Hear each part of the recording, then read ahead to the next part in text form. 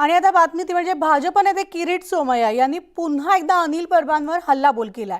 अनिल परब आणि सदानंद कदम यांचा दापोली इथला अनधिकृत साई रिसॉर्ट 1 महिन्यात म्हणजेच 19 एप्रिल पूर्वी पाडण्याचे निर्देश मुंबई उच्च न्यायालयाने दिलेले आहेत आणि या अनधिकृत रिसॉर्ट आणि त्याच्या बांधकामात वापरण्यात आलेल्या काळ्या पैशाच्या विरोधात ईडी, आयकर विभाग, पर्यावरण मंत्रालय आणि रत्नागिरी पोलिसांची कारवाई सुरू आहे असं किरीट सोमय्या यांनी म्हटलंय।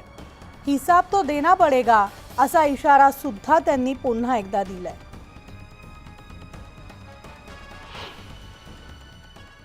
अनिल परब, सदानंद कदम यांचा दापोली येथील अनधिकृत साई रिसॉर्ट 1 महिन्याचा आत 19 एप्रिल 2024 पूर्वी पाडण्याचे निर्देश काल मुंबई उच्च न्यायालयाने दिले। या रिसॉर्टचा अनधिकृत बांधकाम, वापरण्यात आलेला काळा पैसा याचा विरोधात आधीच ईडी, रत्नागिरी पोलीस, आयकर विभागाने कारवाई सुरू केलेली आहे। हिसाब तो देना पडेगा।